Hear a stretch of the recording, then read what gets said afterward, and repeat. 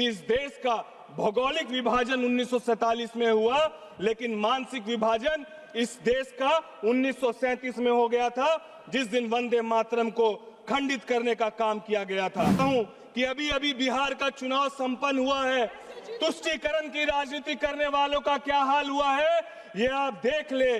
अब ये वह धरती थी जिसने वंदे मातरम दिया, लेकिन आज दीदी के राज में उस बंगाल का क्या हाल है, इस बात को भी समझने की हम लोग को जरूरत है। वंदे मातरम के 150 साल पूरे होने पर संसद में खूब चर्चा चल रही है। तमाम दलों के नेता जो है इसके बारे में चर्चा कर रहे हैं, जिक्र कर रहे हैं।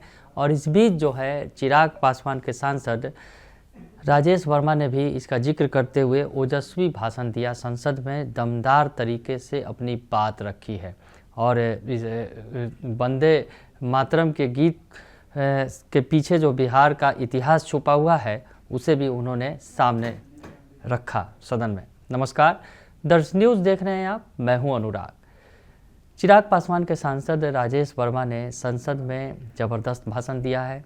वंदे मातरम पर चर्चा हो रही है, लंबी चर्चा हो रही है। और इस चर्चा के दौरान चिराग पासवान के सांसद, जो खगड़िया के सांसद हैं राजेश वर्मा, उन्होंने अपनी बात रखी। क्या कुछ कहा राजेश वर्मा ने, ये बयान आपको सुनवाते हैं, सुन लीजिए आप। वर्मा, शॉर्ट में बोलना भाई।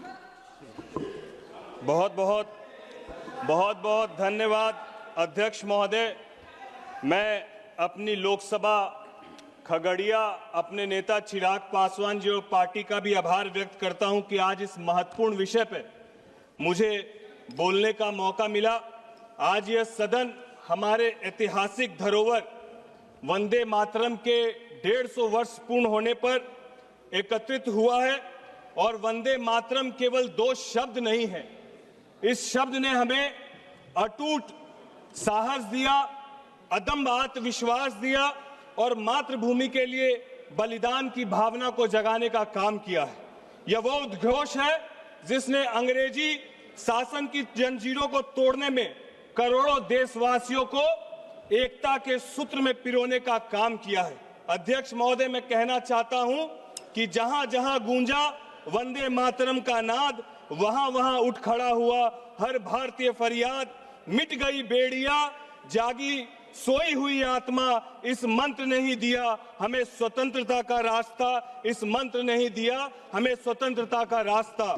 अध्यक्ष महोदय, मैं आपके माध्यम से, इस सदन के माध्यम से हमारे देश के यशस्वी प्रधानमंत्री जी का और इस सरकार का भी हृदय से धन्यवाद व्यक्त करता हूं। और धन्यवाद इसीलिए व्यक्त नहीं करता हूं कि उन्होंने विकास के चौमुखी काम किए।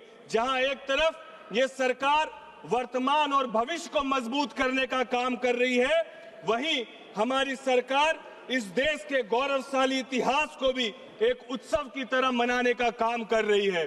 चाहे 500 वर्षों के संघर्ष के बाद राम मंदिर के निर्माण की बात हो, चाहे बिहार में पुनः हमारे नालंदा विश्वविद्यालय को स्थापित करने की बात हो, और एक लंबे समय के बाद आज 150 वर्ष पूर्ण होने पर वंदे मातरम के जश्न को मनाने की बात हो, ये सरकार पूरी तरीके से स्पष्ट कर रही है कि हम लोग विकास और विरासत दोनों को साथ लेकर चलने का काम करते हैं। इसके लिए मैं हमारे देश के यशस्वी प्रधानमंत्री जी का और एनडीए की सरकार का कोटि कोटि धन्यवाद व्यक्त करता हूं।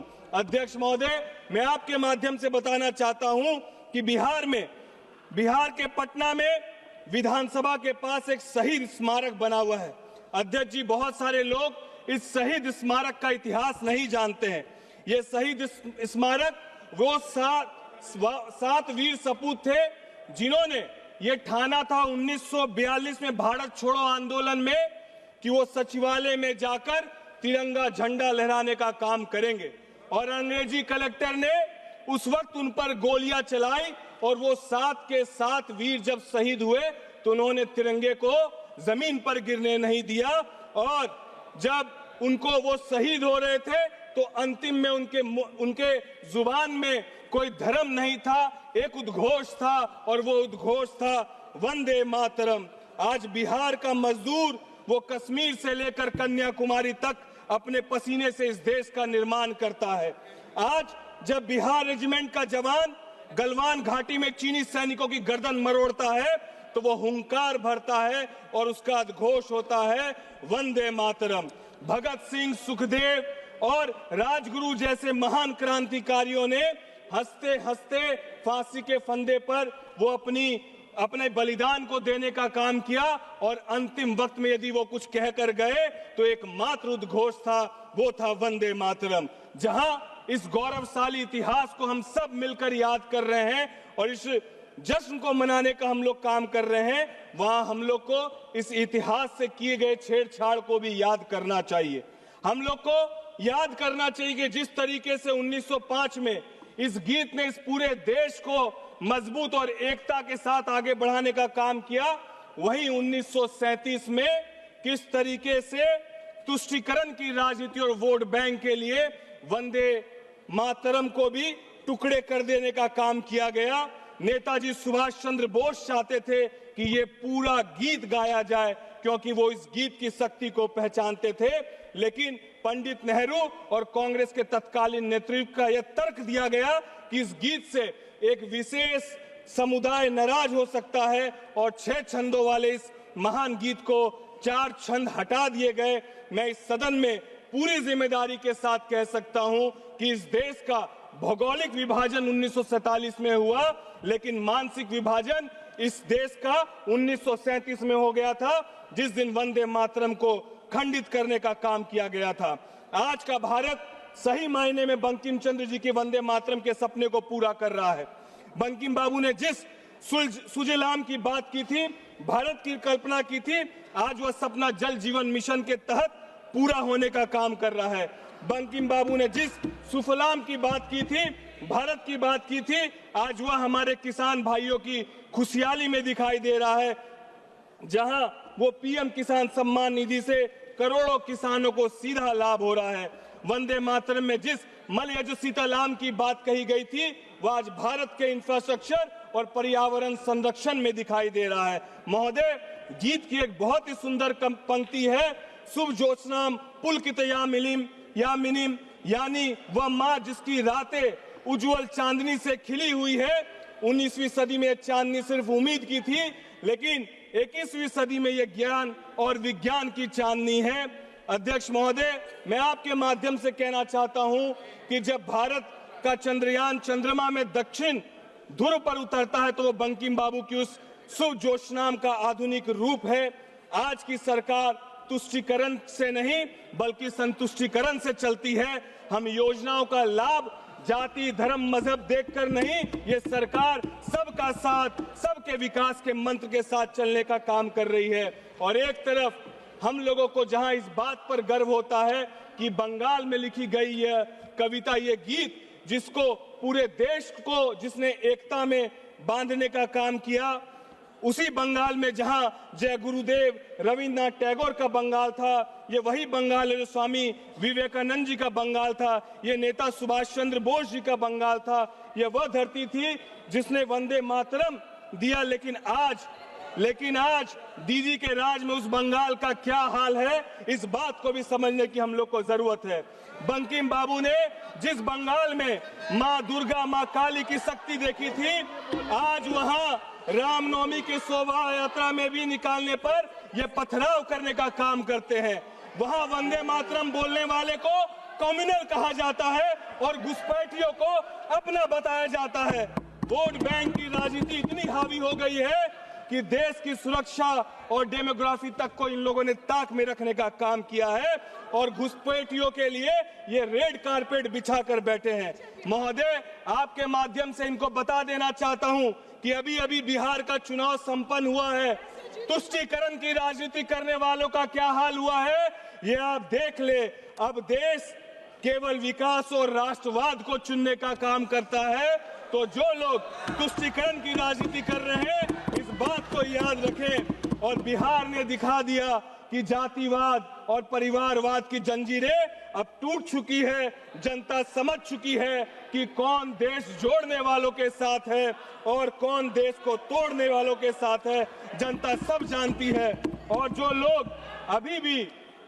अभी भी भारत को नहीं समझ पा रहे हैं, मैं उनको कहना चाहता हूं एक प्रांत नहीं है ये भारत, एक प्रांत नहीं है ये भारत, एक देश नहीं है ये भारत। वह सोच है जिसमें तन्यता है, वह स्नेह है जिसमें सभ्यता है, वह भाव है जिसमें भव्यता है, वह ज्ञान है जिसमें दिव्यता है। जन जन में बसा है ये भारत, कण कण में बसा है ये भारत, कण कण में बसा है ये भारत। वंदे मातरम हमें याद दिलाता अध्यक्ष महोदय, राष्ट्र केवल सीमाओं से नहीं संस्कारों से बनता है। बस 2 मिनट अध्यक्ष महोदय।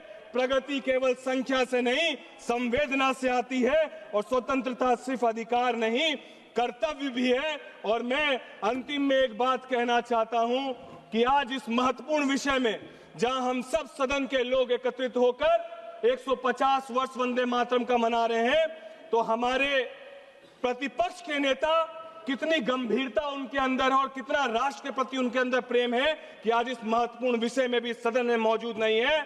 उनके लिए कहना चाहते हैं कि जो भरा नहीं है भावों से, बहती जिसमें रसधार नहीं, वो हृदय नहीं है पत्थर है, जिसमें स्वदेश का प्यार नहीं, जिसमें स्वदेश का प्यार नहीं। हमारी लड़ाई सत्ता के लिए नहीं है, सत्य के लिए है। हमारी लड़ाई कुर्सी के लिए नहीं है, स्वाभिमान के लिए है।